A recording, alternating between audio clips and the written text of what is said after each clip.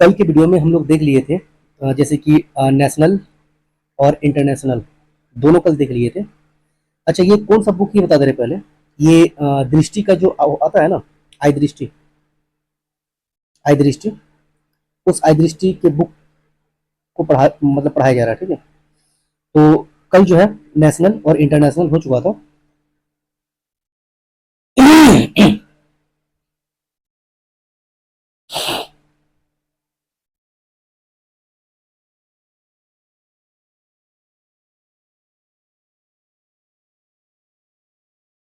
आर्थिक यानी कि इकोनॉमिक्स का जो इकोनॉमिक्स से जुड़ा हुआ जो क्वेश्चन आंसर है, ठीक है, करंट अफेयर्स का, उसको देखते हैं।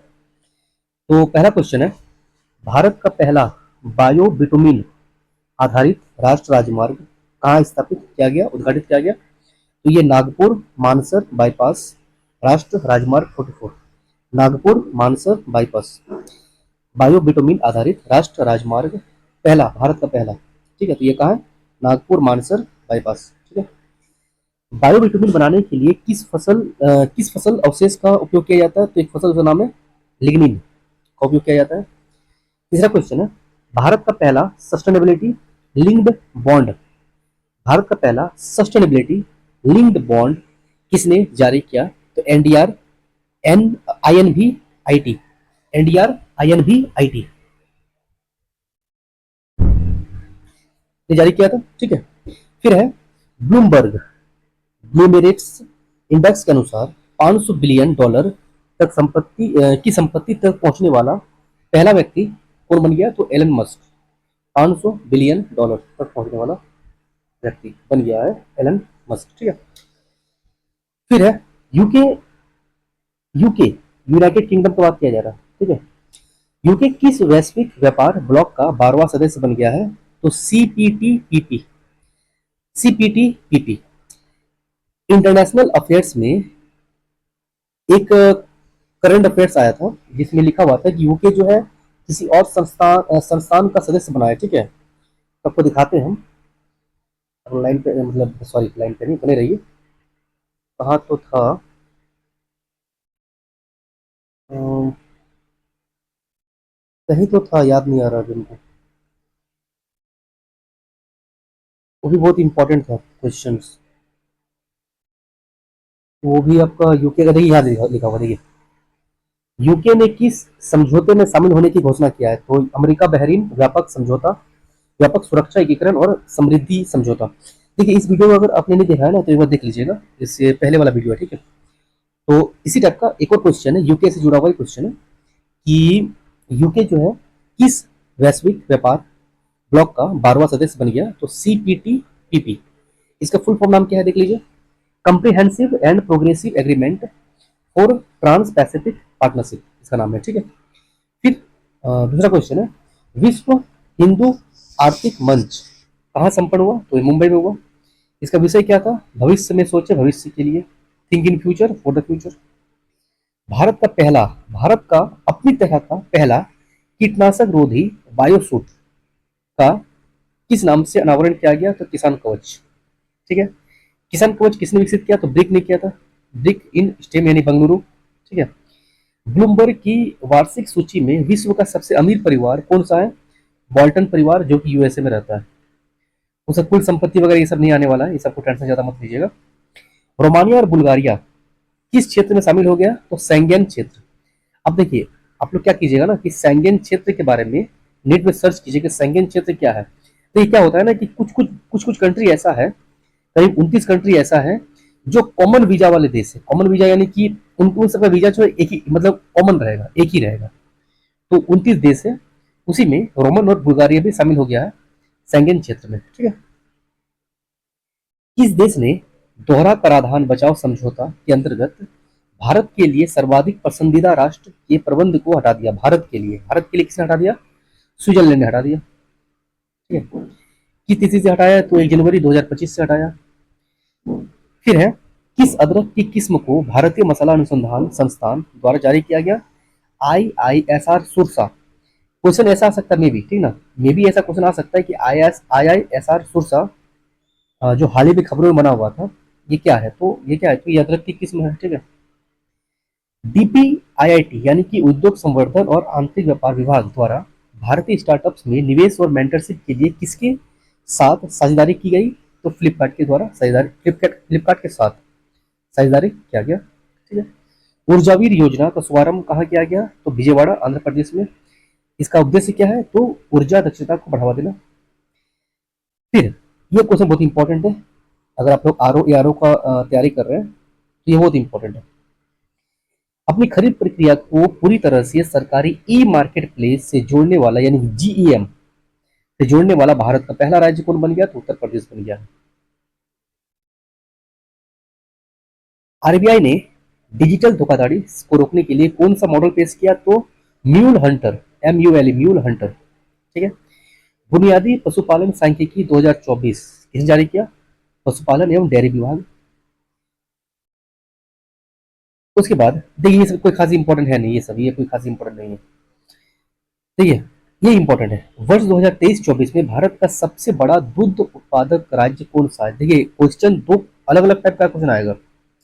एक क्वेश्चन तो ये आएगा कि भारत का सबसे बड़ा दूध उत्पादक राज्य कौन बन गया है, कौन सा है? तो उत्तर प्रदेश है। एक और क्वेश्चन ऐसा आएगा कि दूध उत्पादन में उच्चतम वार्षिक वृद्धि दर किस राज्य ने हासिल किया? तो वो पश्चिम बंगाल होगा। दो क्वेश्चन अलग अलग है। ठीक है। दूसरे और तीसरे स्थान पर भी याद रख लीजिए। तो पहले स्थान पर अगर यूपी है, तो दूसरे स्थान पर है राजस्थान, तीसरे स्थान पर है एमपी। समझ रहे हैं ना? राजस्थान और फिर है एमपी। ठीक है। उसके बाद दूध उत्पादन में पिछले 10 वर्षों में कितना परसेंट वृद्धि हुआ है? तो 5.62%। 2023-24 में दूध उत्पादन में 2022-23 के मुकाबले कितना परसेंट वृद्धि हुआ? तो हुआ है 3.78%। अब अंडा का उत्पादन देख लेते हैं। सबसे ज्यादा अंडा उत्पादक राज्य कौन सा? आंध्र प्रदेश है। पिछले 10 वर्षों में अंडे के उत्पादन में कितना परसेंट वृद्धि हुआ? तो 6.8% का वृद्धि हुआ। देखिए, ये बिल्कुल याद मत रखिए कि 6.8% का वृद्धि हुआ, कितना कितना वृद्धि हुआ या फिर इतना बिलियन अंडा हुआ, ये सब एग्जाम में नहीं आने वाला। क्वेश्चन इस तरह से आएगा ना कि पिछले साल के मुकाबले दूध उत्पादन में ये, मतलब बढ़ोतरी देखा गया है। तो हाँ, देखा गया है, सही है, वन ऑप्शन सही है। अंडा उत्पादन में ये ऐसा कैसे ऐसा क्वेश्चन आएगा कि डिक्रीज देखा गया है कि कमी हुआ है? तो ऐसा नहीं है ना। अंडा उत्पादन में क्या हुआ? वृद्धि हुआ। ऐसा क्वेश्चन आएगा। ठीक है। ये नहीं आएगा कि कितना परसेंट का वृद्धि हुआ है, कितना नहीं आएगा, ऐसा नहीं आएगा। ठीक है। अंडे के उत्पादन में उच्चतम वार्षिक वृद्धि दर किस राज्य के संसद प्रदेश ने दर्ज किया? तो लद्दाख ने। अंडे के उत्पादन में उच्चतम वार्षिक वृद्धि दर, जिस तरह से दूध उत्पादन में उच्चतम वार्षिक वृद्धि दर वेस्ट बंगाल ने दर्ज किया था, पश्चिम बंगाल ने, उस प्रकार से लद्दाख ने अंडे के उत्पादन में उच्चतम वार्षिक वृद्धि दर दर्ज किया है। ठीक है। तो ये लद्दाख है। ठीक है। फिर ये क्वेश्चन है कि 2024 की हुरुन इंडिया लोकोपकारी सूची के अनुसार सबसे बड़ा दानकर्ता कौन है? तो पहले स्थान पर शिव नादर है, दूसरे स्थान पर मुकेश अंबानी है, तीसरे स्थान पर बजाज फैमिली है। ऐसा क्वेश्चन है। ठीक है। अब विज्ञान देख लेते हैं। किस देश ने UAV 122 सुपरसोनिक मिसाइल को सफल परीक्षण किया है? तुर्की ने किया है ना। फिर क्या? देखिए, ये सब क्वेश्चन नहीं आने वाला है, ये हम क्वेश्चन देख लिया है, ऐसा क्वेश्चन नहीं आने वाला है। ये क्वेश्चन आ सकता है शायद कि किन दो नई सबमरीन केबल प्रणालियों को लॉन्च किया गया? तो इंडिया एशिया एक्सप्रेस और India Europe express. India Asia express जो है, ये किस किस जगह को जोड़ेगा? तो सिंगापुर, थाईलैंड और मलेशिया को जोड़ेगा। और इंडिया यूरोप एक्सप्रेस जो है, ये तुर्की वगैरह कुछ कुछ देश है, नहीं, फ्रांस है, यूनान है, सऊदी अरब है, मिस्र है और जिबूती है, इन सबको जोड़ेगा। ठीक है। किस मिशन ने सूरज के सबसे करीब उड़ान भरने का रिकॉर्ड हासिल किया है? तो पार्कर सोलर प्रोब ने किया है। कितना निकट पहुंचा था? तो 3.8 मिलियन मील निकट पहुंचा था। उसके बाद देखिए, विश्व स्वास्थ्य संगठन ने किस दिन को आयुष मेडिकल कोडिंग और रिकॉर्ड्स डे के रूप में मनाने की घोषणा किया है? तो 10 जनवरी को किया। ठीक है। पहली बार गंगा नदी डॉल्फिन की टैगिंग कहाँ किया गया? तो असम में किया गया। पहली बार गंगा नदी डॉल्फिन का टैगिंग असम में किया गया। ठीक है। रिकॉर्ड हो रहा है ना? ठीक है। फिर क्या है? अब देखिए, ऐसा ऐसा क्वेश्चन नहीं आने वाला है, ये आप लोग ध्यान रख लीजिएगा। ठीक है ना। क्वेश्चन आने का एक तरीका होता है ना, ऐसा क्वेश्चन नहीं आता है। फिर देखिए, Arctic report card 2024, Arctic report card 2024 किसने जारी किया? तो national oceanic and atmospheric administration N यानी कि NOAA ने जारी किया, यूएसए। वर्ष 2024 में आर्कटिक की सतह का तापमान किस वर्ष के बाद सर्वाधिक रहा? 1900 के बाद सर्वाधिक रहा 2024 में। ठीक है। विगत 5 वर्षों में भारत में ई कचरा उत्पादन में कितना परसेंट वृद्धि हुआ? 72.54%। अब कितना हुआ है? तो 1.01 मिलियन मैट्रिक टन हुआ है। 2023-24 में बढ़कर कितना हो गया? तो इतना हो गया है। ये सब क्वेश्चन नहीं आएगा, ये क्वेश्चन ऐसा क्वेश्चन नहीं आता है, ठीक है ना, ऐसा क्वेश्चन नहीं आता। भारत वैश्विक स्तर पर ई वेस्ट के उत्पादन में किस स्थान पर है? ये क्वेश्चन आ सकता है। तीसरे स्थान पर है। पहले स्थान पर चाइना है, फिर अमेरिका है और फिर भारत है। ऐसा क्वेश्चन आ सकता है। क्या? डायबिटीज बायोबैंक कहाँ स्थापित किया गया? डायबिटीज बायोबैंक पहला चेन्नई में। देखिए, ये क्वेश्चन बहुत इंपॉर्टेंट है, ये क्वेश्चन कि वैश्विक स्तर पर ई वेस्ट के उत्पादन में भारत तीसरे स्थान पर है, पहले चाइना है, फिर अमेरिका है, फिर भारत है, ऐसा कुछ क्वेश्चन आ सकता है, ठीक है। भारत के पहले डायबिटीज बायोबैंक को किसने स्थापित किया? तो ICMR और MDRF ने मिलकर स्टार्ट किया।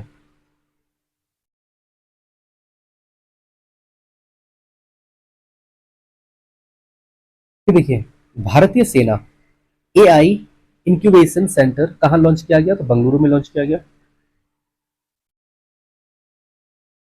भारतीय नौसेना में किस नवीनतम सर्वेक्षण पोत को शामिल किया गया? तो INS निर्देशक। कुछ ये क्वेश्चन इंपॉर्टेंट है, ठीक है। उसके बाद इसका अधिकतम गति क्या है? तो 18 नॉट से अधिक है।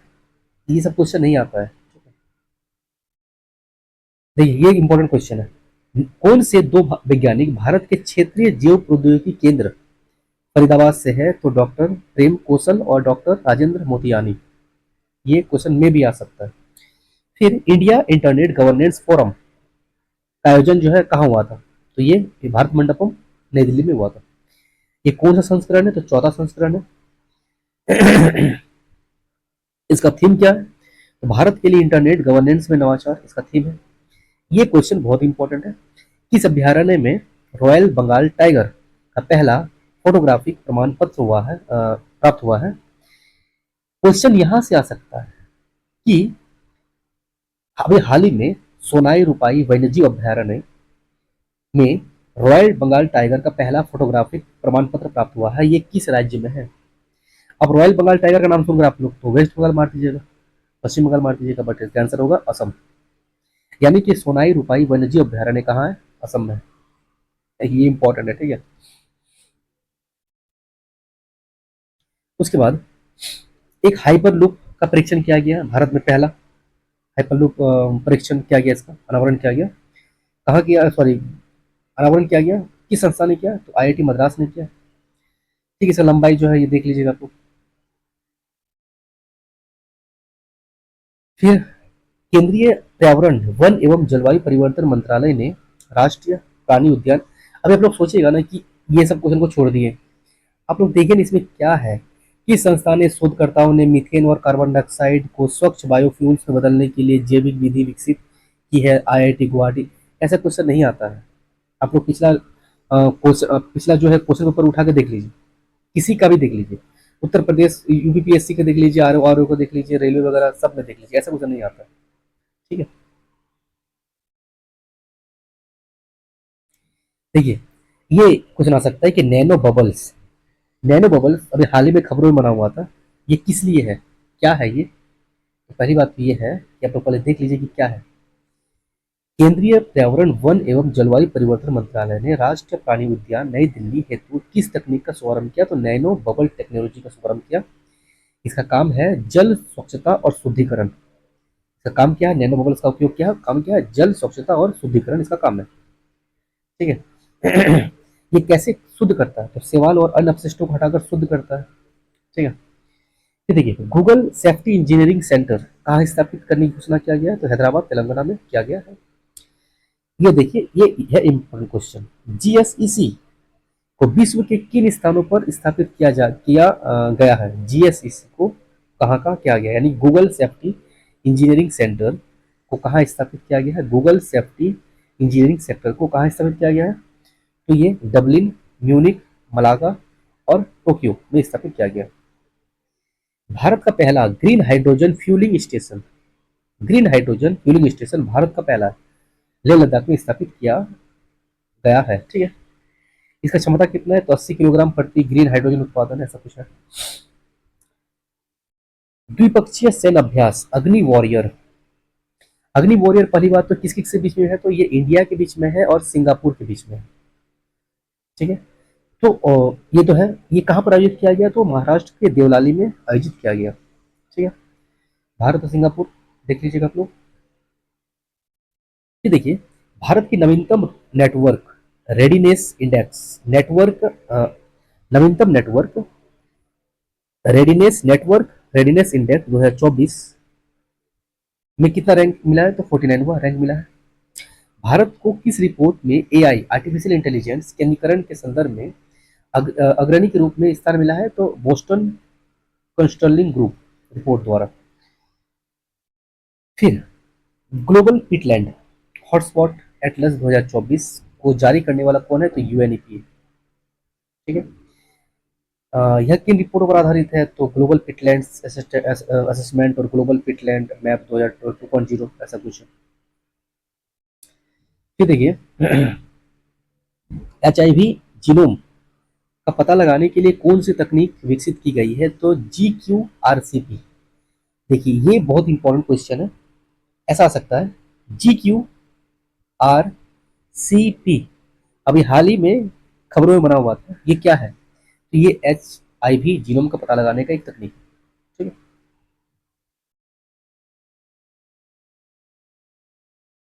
किस शक्तिशाली गाइडेड पिनाका हथियार प्रणाली का सफल परीक्षण किया गया? सॉरी, किसने किया? तो ये DRDO ने किया। हाँ? फिर है ऑपरेशन द्रोणागिरी, ये VVI है। ऑपरेशन द्रोणागिरी, ऑपरेशन द्रोणागिरी है क्या? पहली बात तो नागरिकों के जीवन की गुणवत्ता और व्यवसाय में सुगमता को बेहतर बनाने में भूस्थानिक प्रौद्योगिकियों के अनुप्रयोग का प्रदर्शन को कहते हैं ऑपरेशन द्रोणागिरी। ठीक है, ऑपरेशन द्रोणागिरी के पहले चरण में किन राज्यों में इसे लागू किया जाएगा? तो उत्तर प्रदेश, हरियाणा, असम, आंध्र प्रदेश, महाराष्ट्र में लागू किया जाएगा। ऑपरेशन द्रोणागिरी के तहत कौन से 3 मुख्य क्षेत्र शामिल है? कृषि, आजीविका और रसद एवं परिवहन। ठीक है, फिर है किस देश ने जिमसेट टू उपग्रह लॉन्च किया? तो जिम्बाब्वे ने। अच्छा, ये भी इंपॉर्टेंट है, विश्व का पहला CO2 से मिथेनॉल रूपांतरित संयंत्र कहाँ स्थापित किया गया? विश्व का पहला कहाँ स्थापित किया गया? तो विंध्याचल ताप ऊर्जा संयंत्र मध्य प्रदेश में स्थापित किया गया। यानी कि CO2 से मिथेनॉल रूपांतरित हो सकता है, ऐसा कुछ संयंत्र लगाया गया। ठीक है, उसके बाद AI सक्षम ई तरंग प्रणाली को किस मंत्रालय ने लॉन्च किया? तो रक्षा मंत्रालय ने। ई तरंग प्रणाली किस संस्थान के सहयोग से विकसित किया गया? तो भास्कराचार्य राष्ट्रीय अंतरिक्ष अनुप्रयोग और भू सूचना संस्थान। ई तरंग का उद्देश्य क्या है? रक्षा स्पेक्ट्रम के स्वचालित कुशल नियोजन और प्रबंधन को सक्षम बनाना इसका मुख्य उद्देश्य है। देखिए, ये जो हम लोग दो दो को देखे ना, दो क्या क्या देखे? एक वैज्ञानिक देखे और एक आर्थिक देखे, एक विज्ञान देखे और एक आर्थिक देखे। इन सब में से जितना मुझे लगता है 20 से 25 ही इंपॉर्टेंट रहा होगा। 20 से 30 मान के चलिए, 20 से 30 क्वेश्चन ही इंपॉर्टेंट रहा होगा। ठीक है, और बाकी बहुत कुछ ऐसा है ना जो कोई खास इंपॉर्टेंट मतलब इंपॉर्टेंट नहीं रखता है ना, कोई खास इंपॉर्टेंट नहीं रखता। ठीक है, जैसे कि अनुमानित अंडे का उत्पादन कितना हुआ है, अब कौन गिनने जाएगा उतना कि कितना हुआ कितना नहीं हुआ? किस राज्य में सबसे ज्यादा हुआ? आंध्र प्रदेश में हुआ। वार्षिक वृद्धि दर किस राज्य में था? लद्दाख में था। ये सब इंपॉर्टेंट है, यही सब आ सकेगा। ठीक है, तो वीडियो को आप लोग लाइक, सब्सक्राइब और कमेंट कर दीजिएगा। ठीक है, और तो ये सेकंड वीडियो है, इसके बाद थर्ड वीडियो फिर से लाएंगे। ठीक है, तो थैंक यू।